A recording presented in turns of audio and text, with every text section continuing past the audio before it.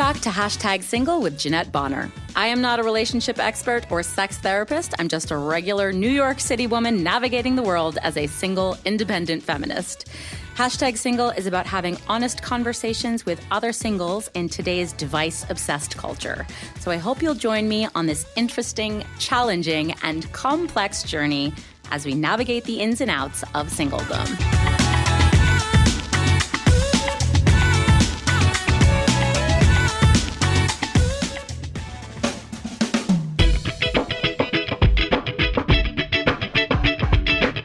Welcome back to Hashtag Single. C'est moi, it's Jeanette, your lovely host. Thanks for joining us once again for a brand new guest expert episode of Hashtag Single. I have a really amazing episode for you this month. I'm super excited to have a complete unicorn of a guest with us here today.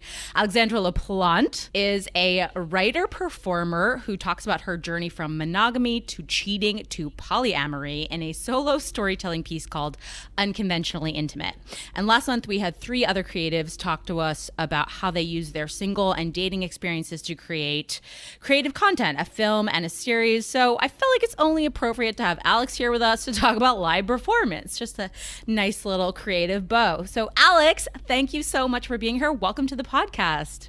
Thank you for having me. I'm happy to be here. I'm so excited to have you because we were just joking about this. Alex and I have been emailing since August of 2020, which is so funny because, like, think about where we were in the world last summer. You know, it's just like a totally different conversation.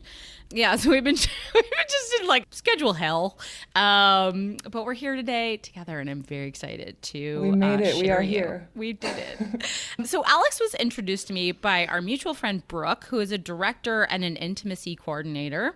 And Brooke knew Alex because she had at one point directed her solo show, the one we're talking about, Unconventionally Intimate.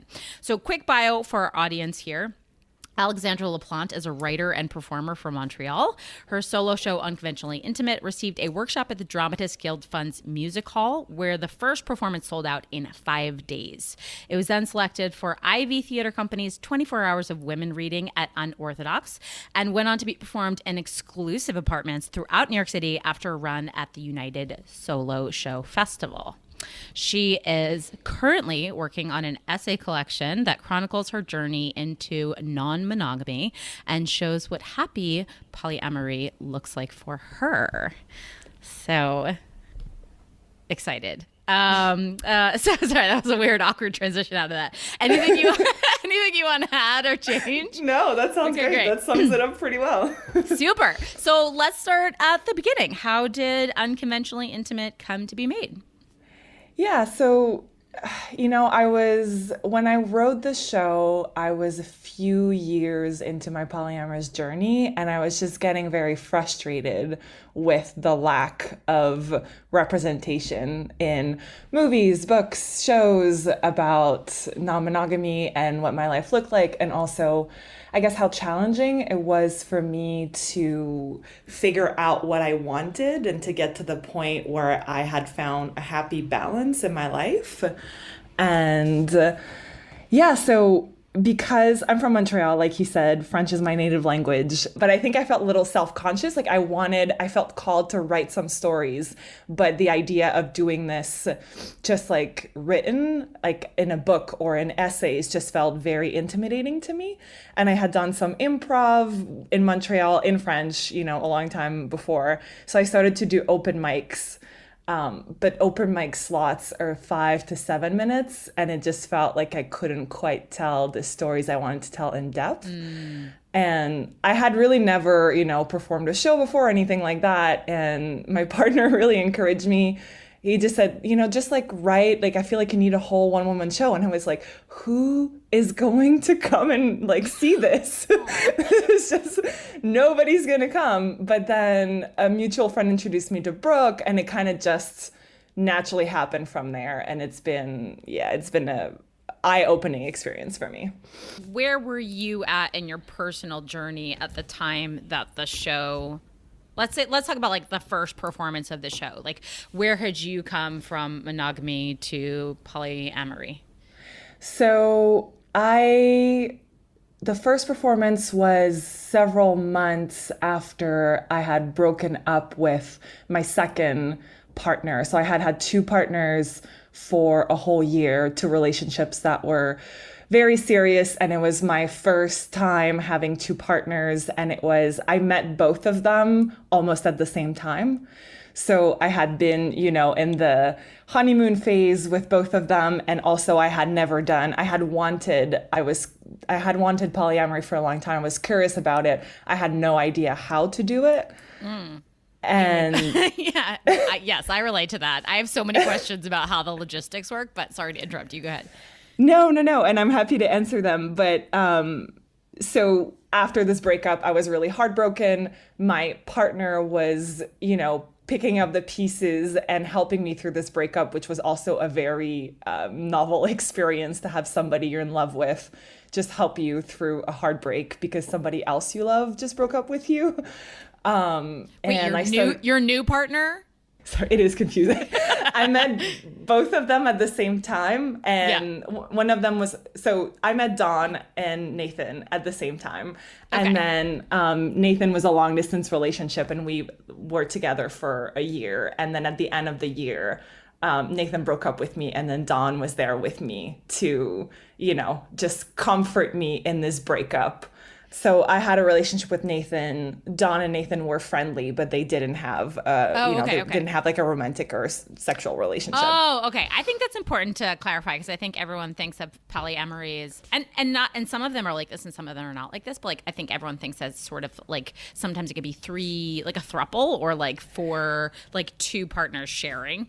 So I think that's why there's so much miscommunication about polyamory is because it's a little undefined and it's different for everybody, but that's what makes it thrilling and exciting too, Yeah, it's funny because there is an overrepresentation in the little bit of representation that there is about polyamory. There's for some reason an overrepresentation of triads like you're talking about. And I don't know what it is. I don't know if it's because it's more, I don't know, it feels like more out there for people. So they're just more interested in that kind, but there's plenty of very healthy triads, but it's not been my main experience with polyamory. Do you prefer the word triad over throuple? Because I haven't heard triad before.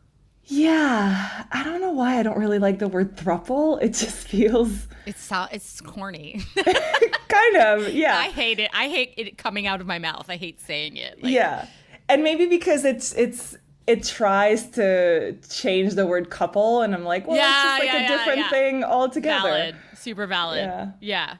Okay, so back to your personal story. You were in the middle of breaking up with your two partners when this show came to be? Yeah, so I had, two relationships takes a lot of time.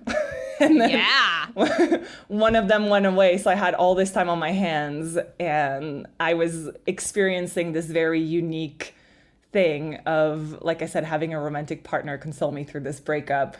And I just started writing. So by the time the first representation came about, I was only dating one person, Dawn, who I'm still with. And yeah, that's where I was in my life. I had an idea. I had learned a lot. I had an idea of the mistakes I had done in my early, relationships, managing just this like first foray into polyamory, but the show was really covering my journey to it. So the journey, even before I had my two partners, just starting to question monogamy and starting to do explorations. The show also starts when I moved to New York City from Montreal, which I think for me was just kind of like, oh, now I'm really anonymous in this very large city. And I think it's a very common thing that people move to New York City and then start to explore things that they were not able to do like in their small town. Identity. Yeah, I think that's a really good point. So you've been dating this person for a long time. Are you technically back into monogamy or? No. Okay, so it's him plus others as well.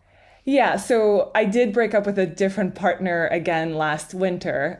So now I do only have him as a partner, but he has been with another partner for 3 years and I love her. We get along really well. She's a part of our family. She and I don't have a romantic or sexual relationship, but honestly, we have a very, very deep unique kind. Like, I struggle. I wish there were better words to describe our bond because I think friendship just doesn't cut it. Like the kind of intimacy that you develop with someone when you share a partner, like just from the fact that she has intimacy with this person that I also love and have intimacy with. And we do share, we don't all live together, but we do share, sometimes we'll spend a week together in a cabin, upstate. We'll go on a trip. And she's really, yeah, she's a part of my family. And I think that's something I discovered in polyamory that I was not at all expecting when I first set out to explore it. At first, I was really thinking about my desire to, I think, remain an individual, also be able to explore, not just sexually. I think a lot of people think of polyamory as a way to have multiple sexual partners. And 100%, sure, that's one side of it. And I think some people will leave it at that. Like some people have very defined boundaries around what they would call a primary relationship. And then they'll have everything that's kind of secondary and that's much more casual. Or if there are feelings involved, it's clearly, lesser than this sort of primary relationship where you do everything the same as most monogamous couples will do it. Like like meet family and maybe live together, have children, get married, that sort of stuff. But for me, it was just clear that with different partners, I develop different kinds of intimacy and I feel different sides of myself come out. And I just could never conceptualize just choosing the one person forever. And just the idea that I would, like the idea that this person would have to fill every single one of my needs. And it just felt, I don't know. It felt claustrophobic insane. A little bit. Yeah. When you put it that way, I'm like, it does sound totally insane, actually, that you're going to find one person. Yeah. I mean, as a person who's been single for 10 years, the longer I'm single, the more that idea sounds totally absurd to me. Like that I'm going to miraculously suddenly find this one person that's going to like be this figure in my life for all of those reasons. So I'm vibing with what you're saying. I was thinking like when you were trying to describe there is a lack of word for that kind of particular relationship with the female partner of your partner. And I'm just thinking about the level of trust that would have to be there would supersede just a standard level of trust in a friendship. Like that I can see why friendship doesn't feel significant enough because you two have to have such an intense bond and so much trust in each other and faith in each other and comfort and communication. Like, yeah, it's like almost like a sisterhood, if you will, like a sister. It is, yeah. Or like, so by the way, the word for like your partner's partner is metamor. That's like what they're called in the polyamorous lingo. Yeah. And That's it's so funny. Cool. Yeah, it's funny because I don't love that word. Like it's fine. Like whenever I talk to people who know polyamory or know the word, like I can say like, oh, my metamor, and then they'll know who that is. I think it sounds beautiful. Yeah, I don't know. Maybe it sounds Italian to me. Like it comes from paramour is what it makes me think of. Yeah, exactly. Yeah. But for me, metamor seems to put the emphasis on the person in between us. And the way I like to do my relationships is that I really care about developing like an actual one-on-one relationship with that person if they want to. That's ideally how I want to do it. And when I started my polyamorous journey, I didn't think about that at all. Like I think, and a lot of people who like you might be thinking about this, when you imagine yourself maybe in a non-monogamous relationship, just like all the feelings of jealousy and having to share. And I think we're really focused on what will this person take away from me? Ooh. And, I'm not going to lie. I'm almost I mean, the very beginning of my questioning was 10 years ago. So I've been through this for a long time. And yes, there are feelings of jealousy and things to negotiate and boundaries and things like that at first. And especially, like you pointed out, building trust with that person that you're sharing a partner with.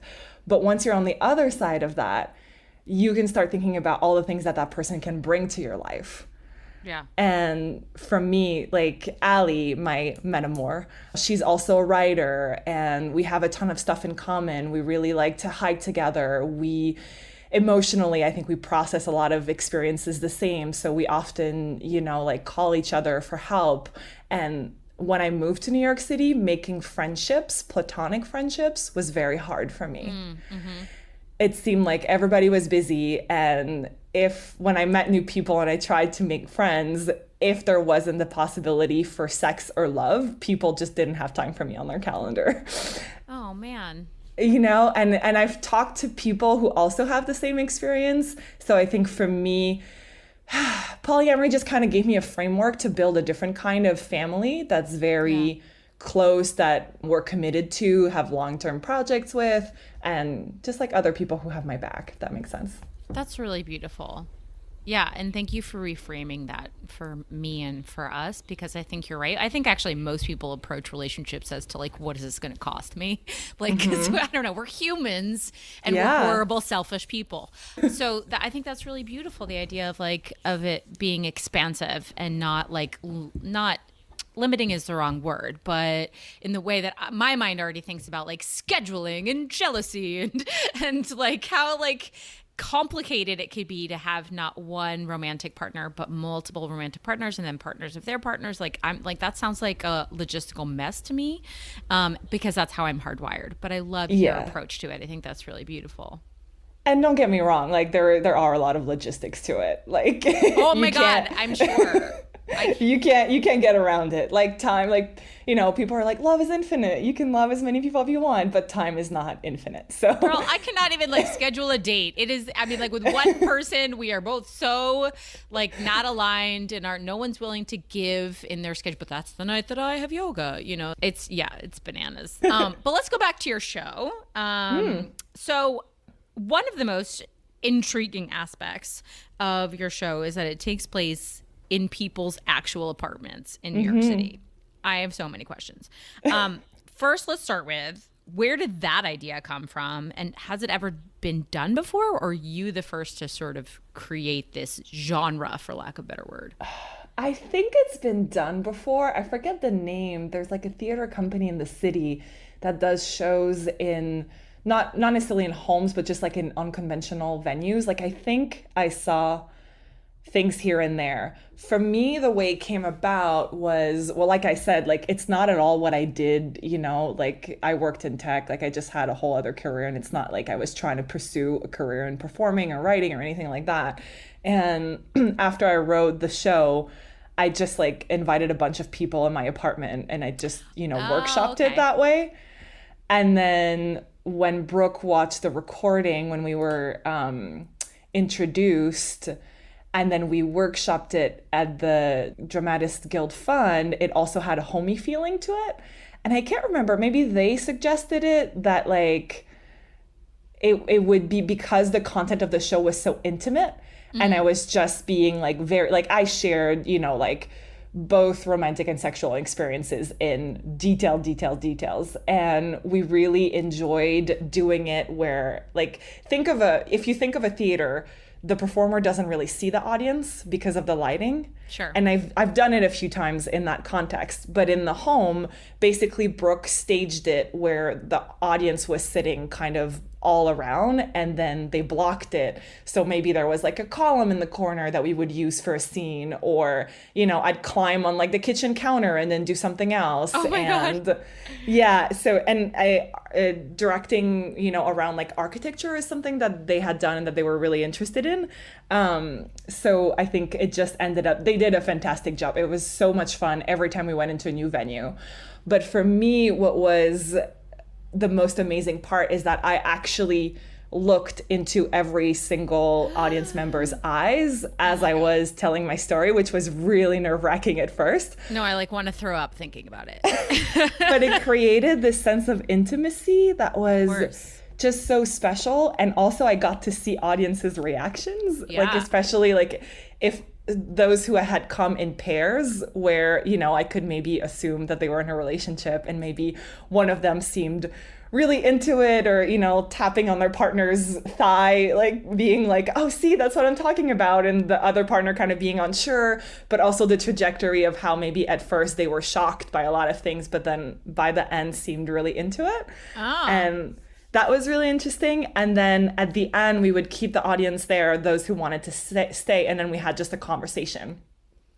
So I got to hear, you know, people's personal experiences, because after having heard my personal experiences, they felt, I think, more inclined to share. And it was just really mind-blowing, you know, to hear what people took away from it, which for a lot of them was not necessarily, now I want to be non-monogamous. But I think a lot of them took away, oh, I should question what I want and not just accept the default model just because that's what I was taught growing up. Yeah. I mean, like, if that was just the one takeaway from the whole experience, like, how mind-blowing and incredible. I was just thinking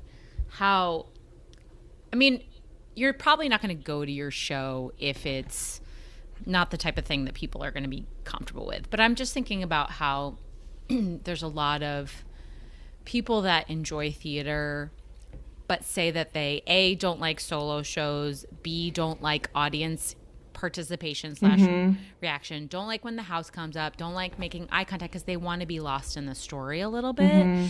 So did you ever have any negative reactions? Like, were people uncomfortable, or in general people were really good with the scenario? I think in general people were good. I think because they kind of knew, and often, like, it often ended up being, you know, a friend of a friend of a friend saw it and then recommended. Sure. I heard from a couple people who then saw it in theaters that they thought, like, oh, that's actually better for me. Just I was able to, you know, feel less observed On or the just spot. as you're pointing out. Yeah. So that's definitely a personal preference for sure. Weird question for you. Was there ever a moment where you regretted the decision to bring it into apartments? I would think as a woman, there's a lot of risk going over to someone's apartment to do a solo piece about sex. Like let's just say it, some men may get the wrong idea. So, you know, how do you protect yourself? How do you make sure it's a safe space? Yeah, that's an interesting question. I mean, I was never alone. Like, I always had like a team of people with me. And also pretty much everywhere we performed ended up being a reference. Okay. Like somebody, I mean, we did, you know, have it open on the website if people wanted to just, you know, reach out to us and be, hey, I'd like to schedule it. But this whole show ended up being kind of a, you know, people hear it at a few degrees of separation. So I didn't have to feel that way, fortunately. I think if it had been in a stranger's home, the fact that I was not alone in there would have made me feel just more comfortable. Yeah. Did you guys do like a tech scout, for lack of a better term? Like it sounds like you and Brooke like use the apartments to stage it or to block a little bit. Did you go into the people's apartments beforehand? You were like, okay, this is where this moment's going to happen. Okay. So if there were red flags, you probably would have known. He was like, absolutely, we're going to do the show in my basement and let me unlock this padlock here and there are no windows. Yeah. Okay. Yes. It was restaged every single time. I also had some slides like projected on a wall. So we had, it was usually, I don't think we've ever done it the day of unless, when we did more than one performance in the same space, then we just, you know, went back. But it was always a different day that we would go before. And also because we needed to, you know, be able to give directions for the audience. Like, is the apartment wheelchair accessible? How do you get there? What are because a lot of people too didn't want their address. Like, you would get the address once you purchase tickets, also for the safety of the people, you know, hosting. Yeah. So, yeah. Yeah, like, I mean, similarly, you could also have crazy audience members that are like, sweet, I'm going to show up and see this hot lady talk about polyamory. I don't know. Like, but there's Yeah. weirdos in New York, what I Oh, mean? Like, definitely. you have to be safe and you have to be protected. Yeah. Yeah, but we were lucky. Like, audiences were always great. Like, one time we had somebody who felt called to comment a lot during the show. Oh, a heckler? Yeah, and I think maybe the God. format made it sound Was it a man? Tell me it was a man. No, it was a woman, actually. Really? Okay. She just needs to let it out. Yeah, I mean, she was having a good time, and I think eventually, she kind of got it. I think her friends was like... Like, this is not stand-up, lady. Yeah. That's amazing. Can I just ask you, like, craziest apartment story? Did you go into any of those, like, whether, like, and you can interpret that however you want, but did you ever go into just some wild apartments in New York? No, I mean, we went into a lot of like artist lofts, so like it wasn't wild in terms of like, oh, this is crazy. It was just like, for me, I was like, wow, this is a really beautiful apartment. Really so no wish mansions on the Upper West Side. Damn it. Okay. No, nothing like that.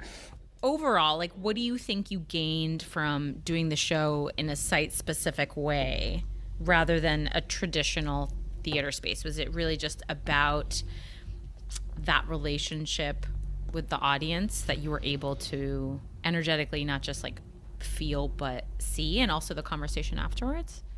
Yeah, I think a lot of it was the connection with the audience, also the creativity of it, of having to reblock it every time. Like, it felt new every time, and it felt it felt new, and it felt a little challenging, especially because I was kind of doing this for the first time. And Brooke was amazing and for everything. Like, they were even a writing partner when we did some rewrites. I was so glad to have them with me. But one thing for me, like, when I started doing it, I made sure that all of the pictures, like the materials, didn't show like my face very clearly. That's not the case anymore. But I very much was not out about being polyamorous, and also not out about being bisexual, pansexual either. And I had a lot of shame, I think, around my sexuality as a woman. And because, my day job was in a very sort of corporate environment where, I had to manage a team of people, and I was really scared that if people learned this about me, then they would see me differently. And that's also something that I heard from some audience members who were just like, yeah, like, I feel like I'm having to play this role of like, good wife, like especially the women who were married to men and in their work environments or with their families. And they were like, why do I feel that way? Even though the show was not about that. And I think for me, having to just be brutally honest about who I was, what my experiences were, to rooms full of mostly strangers all the time, but actually seeing them and then talking to them after, it really made me more comfortable with myself, and then basically helped me fully coming out. Like, I was not out with my parents at that time. Like, nobody knew I was even doing this. It was, yeah. It was your vehicle. It was your voice to self-discovery. Yeah, it was. And I didn't really know that that's what I mean, it was, I guess, one of the needs I had, because it was really challenging at first. I was really nervous. And now, I mean, I'm in such a different place. It's not the case at all. We could only hope for that kind of self-discovery to happen in whatever creative endeavor we choose. I think a lot of people don't have that accessibility to creativity to help them get through things. And I think we're really blessed as creative people to be able to dive into our deeper selves, to find some meaning of self-expression and self-discovery, as you said, align with our deeper truth. Like, for me, that's like the essence of being a performer, being a writer, being an actor. And I think that's so cool that you had that experience. I read this blurb on your website, which I think is so beautiful. I just want to read it. We believe there needs to be more representation of shame-free female sexuality, non-monogamy, and bisexuality/pansexuality by crafting an intimate, private experience that is part theater, part conversation. We hope to reduce shame and judgment and encourage new discussions, which is like 100% what I'm going for as well. So, like, bravo, kudos to you. Welcome to the family. Thanks. I love that so much. So you then went on to create a new show, Fucking Towards Happiness, which 1,000 awards for that title, which uses parts of Unconventionally Intimate and was performed at Dixon Place. So tell me a little bit about that show and how it differentiated from Unconventionally Intimate. Yeah, basically that show just focused on mostly the sexual explorations. So there was like a couple stories that were in Unconventionally Intimate and then a couple new ones. And it was, it was in the lounge at Dixon Place. So it was very much like a stand-up format, like, me in front of an audience with a mic. And it was, the Unconventionally Intimate does have a lot of funny stand-up-y moments in it, but it also has a lot of more like theatrical storytelling and then sort of like stage scenes in it that are more serious, more deep. And this one was kind of just all the funny, crazy, basically all my craziest explorations that I've done were in that show. And it was more about the sexual freedom side of non-monogamy than the, loving long-term multiple commitment side that we were talking about at the beginning of the episode. It's interesting to me that you went from this like really holistic experience of being in people's intimate space and looking them in the eye, and then you're like, nah, I'm just gonna get on a stage again and put the lights on me. Any reason? I felt like Dixon Place was like a good home for the kind of content that I was writing. Oh yeah, 100%, yeah. Yeah, and I was curious about it, and then we were constrained with time, and yeah, I think it felt like a fun exploration to just focus on like the, sexual exploration stuff. So it was just something we wanted to try. We've actually only done it once. Oh, just like literally one show? Yeah. Oh my gosh. What happened to it? Did you retire it or are you developing it? Like what's... I think Unconventionally Intimate was just like the one that we wanted to keep putting our energy behind. Yeah. I got you. Yeah, totally. So what are you, and this is not a pressure-filled question whatsoever because of COVID. I realize that like everyone's been in different experiences in different places emotionally, but like what if anything are you working on? Is there a new show in the work? Are you just hoping to bring Unconventionally Intimate back and go back into people's homes again? Yeah, definitely. Going in homes right now would definitely not be something we could do. It's a lot. I'm like, oh my God, you're going to come in there with the Lysol wipes and spray everything 24 hours in advance. You know what I mean? Yeah. I think maybe in a little bit, we would consider bringing it back. And like we were talking about before this recording, like there's just a lot of work that went into that show. And after doing this show, I also started taking, writing classes and workshops. So now I'm working on a collection of personal essays, basically a book length collection of essays that cover. So the show was more me starting to question non-monogamy and being like, do people even do this? How does it work? Up to the beginning of my journey in it. And now I'm working on stories that show, I guess, the more long-term side of it and successful, multiple commitments. It still talks about some of the challenges because everybody always wants to know, how do you deal with jealousy? How do you deal with scheduling? So it talks about it, but I think from a lens of success and happiness, which I think is lacking in media. I feel like there's more and more essays published about non-monogamy, but often it ends up being, it didn't work for me, or we ended up breaking up, or we tried it and it was too hard. There are some successful stories, but very few. So that's what I'm focused on right now. Yeah. It's so interesting that when you started, I don't know if you caught this, but when you were thinking about creating the show, you were like, no, I 100% don't want it to be an article or a book. Like, I want it to be a show. And now you've come like full circle and you're like, no, I'm just going to write some essays. I know. I think part of it was that I felt intimidated by it. And then I think I heard people kept telling me like, you should write a book. Like, this needs to be more accessible to people. And I think over time, and I've gained more confidence with just writing in English and just all of that. And, then COVID, so all of that just made it easier to say, you know what, I'm going to sit and try to write now. Right, as opposed to you doing like an Instagram live of your show, which Yeah. would be probably pretty weird. Yeah. But I think that's lovely because I think it really bookends your experience, like your growth from coming here to New York City, not having a lot of friends, being unsure about your sexuality, not being open to your community and to your family, not feeling comfortable with the language, and like finding who you were as a woman, as a human through this show to the point that you can now write about it from a place of confidence. What a beautiful little rainbow. What a lovely story. Yeah, thank you. I feel very, very happy to have been able to do that. Like you said, having this creative outlet has just brought me so much. No, it's super inspiring also.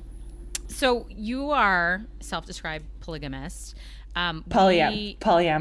Polyamorous. Oh my God. We're going to edit that out. Thank you. I think that might have been an autocorrect and I just read it, but thank you. Honestly, a lot of people confuse it, Maybe I will leave it in then because I'm sure there's like 90% of America probably thinks it's the same word. Thank you for fixing that. So what I was trying to get at is that there's a point to this. So we dipped our toe into the poly conversation on the podcast a couple months ago because in April, my single guest was poly. She described herself, I love this tagline, as pansexual, poly / ethical, non-monogamous, sober stand-up comedian. And I wondered if you had a tagline as a performer, as a writer, how do you describe yourself to others? Yeah, probably just a queer polyamorous person. It's interesting. I think I listened to that episode and, when you think for me, non-monogamy is like a wider umbrella and then polyamory is like a subcategory of it. Okay. Interesting. Yeah. Yeah, and everybody has a different, like I said, there's no wrong way to do it as long as everybody is happy and, consents to the rules and everything, you're doing in your relationships. But I think that, so polyamory, when you think about it, it's like poly for multiple and then amory means love. And I think a lot of non-monogamous people will just have a wider net and be like, well, I have the one person that I love, and then I might have, other partners that are more casual. And I do meet a lot of people who have that model. And I think for me, the reason it's important to say polyamorous, but I am also non-monogamous, right? But the reason I like polyamorous is that it really puts the emphasis on love for me. Yeah. And you can still love multiple people and not necessarily have the same level of commitments that I might have in my relationships or the same level of being intertwined in your lives. But for me, that's an important distinction. Yeah. And like you said, it sounds like there have been a couple of people in your life that have been around for longer amounts of time. So while it's not monogamy, it's not off the table for you potentially. Yeah, I think it's just, and it's funny because we're talking at a time where I only have one romantic partner, right. And sometimes I go through phases, because of time, because I'm working on projects, and I'm like, I don't have the time right now to, seek a second relationship. And it's not like I have the need to also go on new dates, all the time. It's almost, sometimes I might meet someone organically, or I reach a point where I'm like, okay, now I have the space in my life. I think I'm at my happiest when I have two partners. Mm-hmm. I think time-wise, I don't see how I could do more than that. I love it, girl. I love it. Just a practical woman that is like, listen, I get it. Yeah. Because you have to have a relationship with yourself. Let's remember. So that's one of the partners. You have to put time into cultivating your self-care and your self-love. And some people don't need a lot of alone time, right? Where I do. So if I want 1 or 2 days a week where I'm alone, and then I have 2 other partners to split the other days in the week, that's, where else am I going to fit somebody else? But some people would prefer having, just multiple partners that take less of their time. Maybe they see, once a week different partners, right? So it just depends. So, but for me, I like sort of long-term commitment and more intertwined relationships with just more than one person. I'm so glad you bring that up. I think it's important to define that and to have these conversations because you're right. I think there's a lot of lack of information, and I think there's some questions that people are embarrassed to ask as well because they don't want to offend people. But yeah, the more we can talk about this and like the nuances between those definitions and how people see themselves, I think the more accepting we will be as human beings on the sexual spectrum. Yeah, definitely. And also, like sometimes I'll tell people or it'll come up and I see that they feel uncomfortable and they ask no questions. And I always tell them, like, I would rather you ask all the questions. Like, there are not bad questions, because for me, it kind of shows that you're just, open and getting information that you don't have. And it doesn't come from a judgy place. But yeah, there are a lot of people who, like you pointed out, I think are just too embarrassed to ask. People are embarrassed to talk about being single. You know what I mean? Like, I feel like if I say I'm single, people are like, oh, and then so where do you live? You know what I mean? Like the people are like, like they're afraid to say something that's going to like put their foot in the mouth. I think we have a lot, because of cancel culture and all that stuff, but there is a way to invite conversation in a way that comes from a non-judgmental place, or you can just phrase it and say like, forgive me, this is really embarrassing, but I know very little about this. So like, what's your life like? Or, if you just say it like that, I just think there's a way to open up the conversation always. And I agree with you. I would rather talk about it and be open about it rather than have people like walk away and be like, well, I'm trying to think of like shitty things people say about single people. Like, man, if only she like brushed her hair, she wouldn't be single. I don't know, whatever. Like that's dumb. That's a really dumb example. But I'd rather them like talk to me about how that works. And, I think one of the things, tangent, that people are always like, it's on the tip of their tongue, but they don't know how to say it, is like talking about childhood, especially with a woman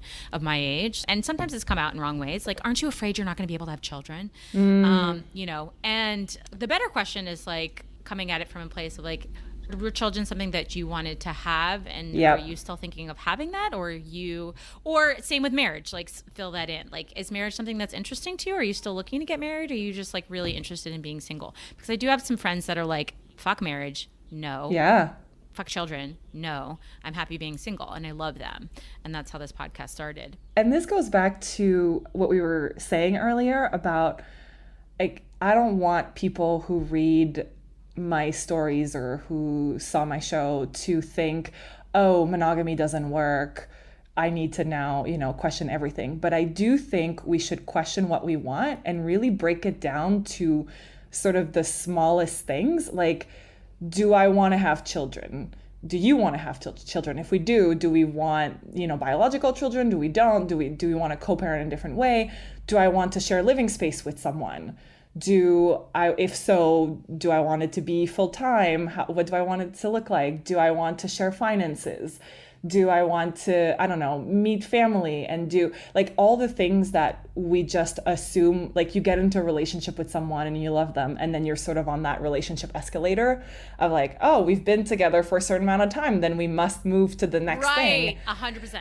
And I think that these people who ask you these questions, they come from that place of just not even questioning, like maybe you want something different. And everybody should just get to ask themselves that. But also in my case of having multiple partners, I get to negotiate that with every individual partner instead of just falling into, oh, well, this is what the relationship should look like. And that exists even in polyamory world. Like what I was describing, a lot of people like to have a primary partner and then secondary partners. That sort of creates boxes that then people fall into automatically instead of just discussing it and letting the relationship unfold in the way that it could. Like, I'm sure you've dated people that you've really liked, even going from a place of assuming you're going to want monogamy, and then maybe your relationship looked a certain way. Like, maybe I really like this person, but I don't really want to see them more than once a week, or I don't feel the need of having long-term projects with them, but they mean a lot to me in that way.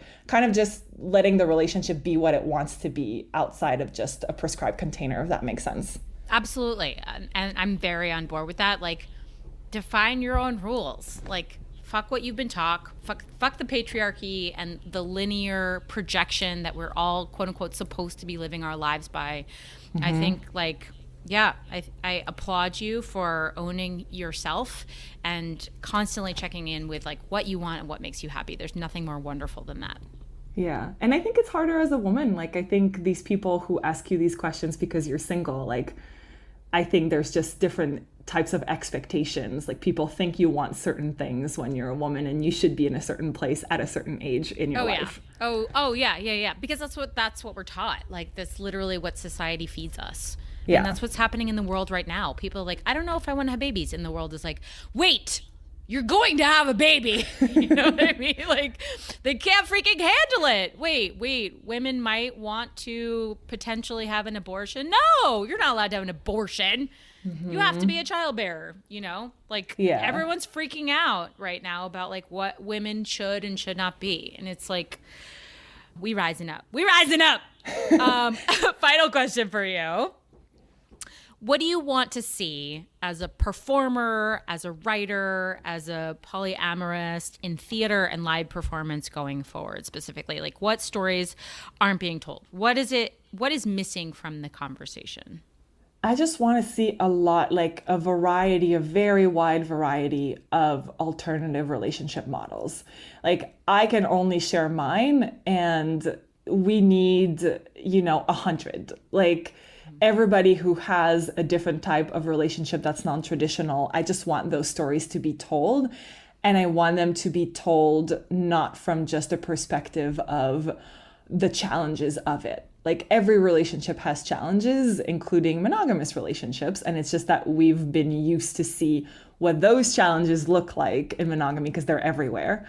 And I think that if everybody was able to start sharing these more diverse stories, it would just normalize it and make more people feel seen, but also give more alternative models that people can be interested in. And I think it's easier for me to share that now from like, not everybody is privileged enough to, a lot of people can be scared of losing their jobs if they come out or, different things like that. But the more people come out, the easier it'll get for them. Yeah, I hope that too. I think it's happening slowly but surely, but you're right. Maybe we need different people to be writing the stories so that we can have diverse representation.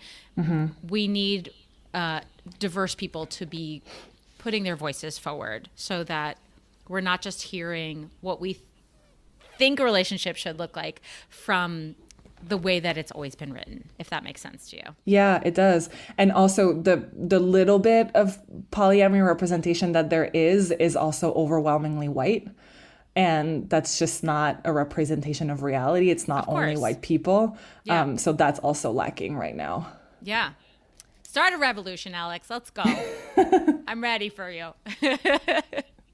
Listen, it's been so phenomenal talking to you about this. Thank you for being open. Thank you for being vulnerable, sharing your story. Thank you for educating me on the subject. I wish I could see your show, but I believe in a future where someday we will come back to live, not only live performance, but maybe even live performance in an actual apartment. Either way. Yeah, I believe in it too. I think it's going to be very liberating when that can happen. Oh my God, I'm so excited. But either way, I look forward to seeing your future work. And thank you again for being so patient and persistent. No, thank you for asking questions and having me. We finally made it happen, and it's been great connecting with you. If you guys liked listening to this episode, which I hope you really did, please consider passing it along to a friend who is not aware of the #single community, whether this person is single or in a polyamorous relationship. If you think that they would enjoy this or enjoy learning about Alex's work, please pass it along. As always, whatever app you are listening, whatever platform you're listening to right now, make sure you are liking, subscribing, notifying, however you can find out about our next episode coming up. And come talk to us. We're over at #SinglePod on Instagram and other social media accounts. Come play, come join the conversation. We'll have another episode for you in 2 weeks. Thanks for listening. We will see you next time.